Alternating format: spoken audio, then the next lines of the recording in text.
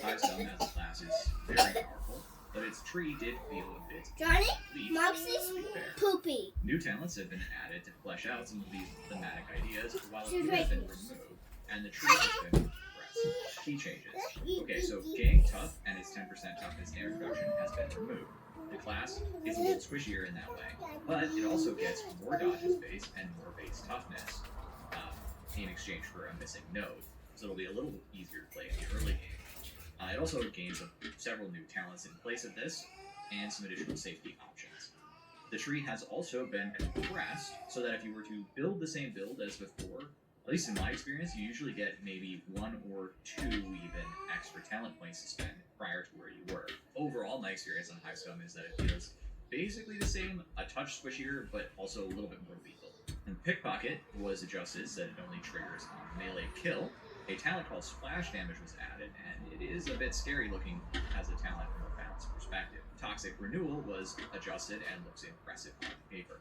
Veteran sees some interesting adjustments. Get Back in the Fight was stun and slow has been swapped for a 50% range bleed node. Executioner Stance and Infiltrate stocks are up with duration extension on Xe stance and reduced cooldown with extended damage boost duration for Infiltrate. Voice of Command stocks are down with the cooldown going from 30 seconds to 40 seconds. Plasma Gun is getting adjusted, but stay calm. I'm pretty sure it's effectively a buff, actually. With enhancements to the Las Gun and Power Falchion, plus Expeditions having longer average engagement distances, I will be sure to update my Padium pet build. Zealot is getting some nice but moderate talent tweaks, and an improved stamina regeneration delay reduction, making him a bit more energetic on the battlefield. Arbites. The team's tank is seeing some noticeable adjustments at reworks. Castigator Stance has lost a little DR, but gained some strength in exchange. Nuncio Aquila has replaced its weird stun immunity while holding right-click with a pure stun immunity in the radius. Terminus Warrant, that middle keystone, has been reworked. I don't think there's going to be a need to update my builds for this class, however the class does now offer more variety for those who want to play around with his tree. Ogren. The big boy's stocks are looking up with a massive new passive that gives him 50% DR, where everyone else normally gets Dodge Linger. I have no idea how this feels to play, I didn't get a chance to try it. Point Blank Barrage is getting a duration extension, and 50% of ammo consumed is replenished on ability expiration.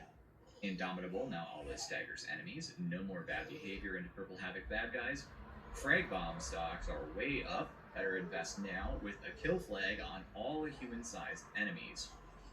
And the Friendly Rock got the same treatment, but for all specialists, so no more flamers getting up after getting hit with a 4-ton boulder. Also, weapon adjustments. Psyker. Magic enjoyers may enjoy the noticeable buff to the Magic Walls ability, which has received some buffs. While Telekin Dome has seen its CD increase to 60 seconds. Psyker also sees a few other tweaks to its talent values. Weapons. Continuing the trend of more rapid but smaller adjustments, lots of weapons are catching numbers tweaks. High Scum Shiz has seen a slight rebalance between the two marks. Cleave is down for Mark 1 lights, and damage is up for Mark 3 heavies. I still think the Mark 1, the pokey ones, feel basically the same. Crowbar has also seen some adjustments in its spike mode handling that will make it feel better to use, including a significant cost reduction on stamina on dodge out. Dual stub automatics received a bit of juice, making it easier to hit headshots and doing a ton more damage. Thunderhammer is seeing a moderate buff to its first target damage values while unpowered. Heavy Sword has seen some noticeable but not truly radical changes. Like, the paper notes seem radically different, but mostly it just feels like a slightly improved version of the same weapon. The Bladed Momentum Blessing was reworked, and that seems to be a unique opportunity to explore something new. Power Falchion stocks are up with 5 to 10% more damage on all activated attacks, first target damage. It feels good. The Heavy Eviscerator 15 got a few handling improvements. The Ogren Power Maul has been buffed with 2 less seconds for the powered hit downtime. I love it. Plasma Gun has had its light attack lead reduced from nearly infinite to merely 18. For context, this is nearly triple the next highest gun that I know of off the top of my head, the Stub Revolver at 6.5.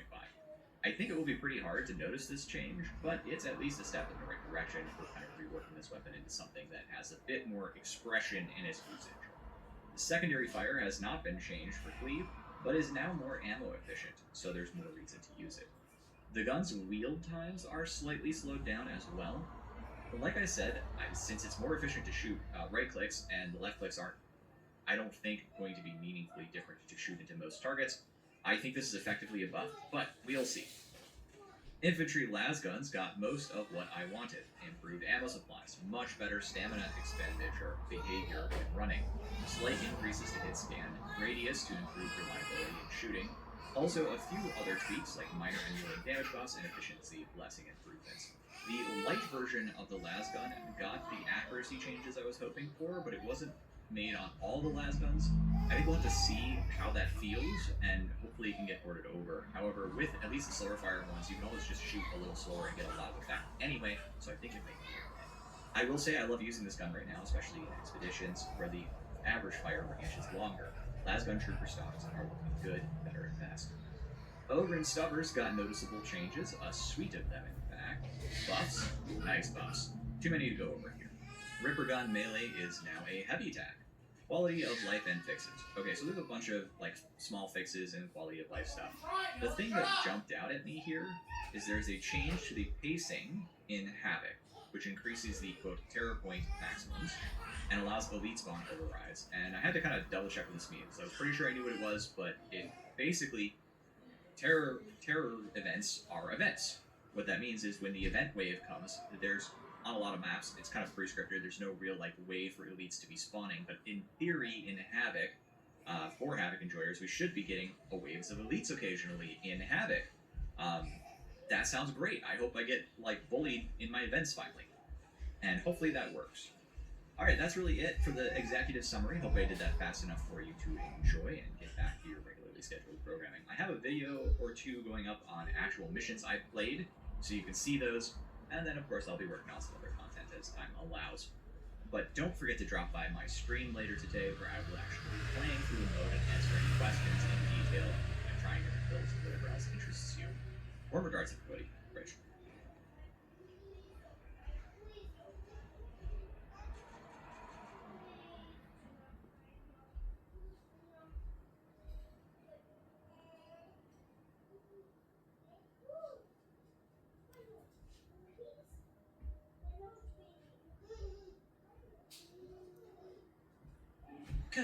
Greetings and salutations, friends, and welcome back to more Warhammer 40k lore.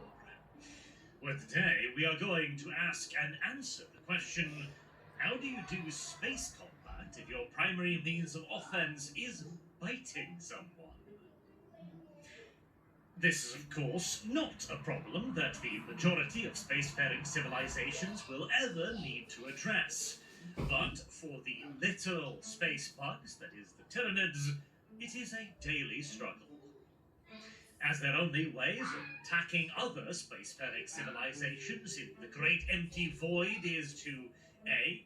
vomit at them, B. throw their children at them, or C. bite them. None of which is, generally speaking, considered the ideal way to engage with a way of warfare where the average engagement distance is 100,000 kilometers.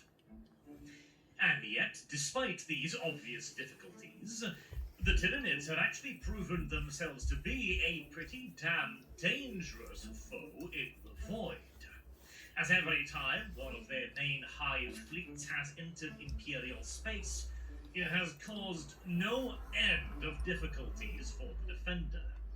And we can't simply chalk all of this up to old-ass Imperial technology either, as the Tyranids, a splinter fleet, in fact, even has managed to cause quite some significant discomfort to the Tau Empire, an empire whose entire fleet tactic is based on launching hundreds of thousands of torpedoes at absolute maximum distance.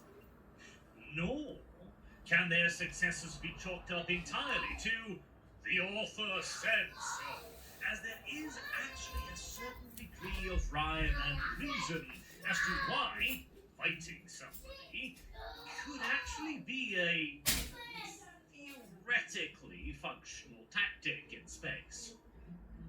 So, before we wander around the point any further, let's start getting into it, shall we? Beginning with a bit of a classification portion. See, the simple fact that Tyranid bioships are born rather than constructed, of course, means that there is an absolutely dizzying number of variants of ships. Whether this is intentional or accidental, whether the Hive fleet modulates itself based upon its enemies as some part of a plan, or whether this is simply just the way the fleet is laid out through instinct or potentially even pre-programming if we were to adopt some of the more paranoid theories as to why the Tyranids are the way they are, and why the rest of the universe seems so damn silent. But again, besides the point.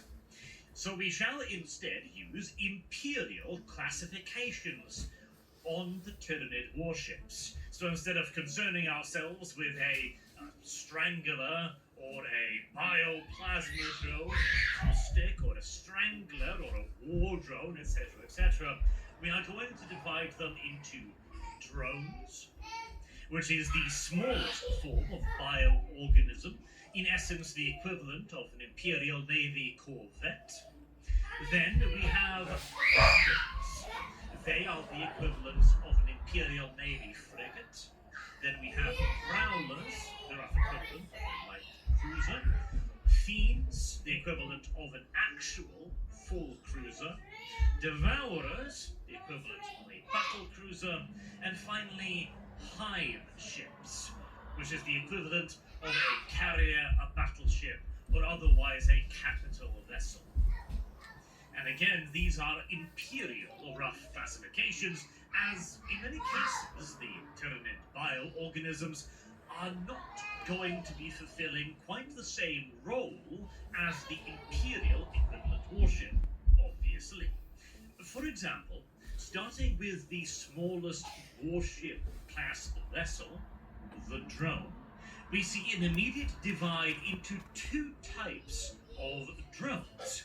The first being generally referred to as vanguard drones, and the other being referred to as escort drones. Despite their, relatively speaking, diminutive stature, these ships are the single most important vessels in the entirety of the Hive fleet, save of course the ship that hosts the Hive intelligence itself, the main capital of capital ships. Because without the vanguards, the entirety of the Tyranid fleet would be literally blind. It would be one vast tentacle groping around space with no direction and no real means of finding anything to eat. Which is a real pressing concern for a Hive fleet because A, space is really huge, and overwhelmingly so, completely and utterly empty, and two, because as a fleet exists, it continuously burns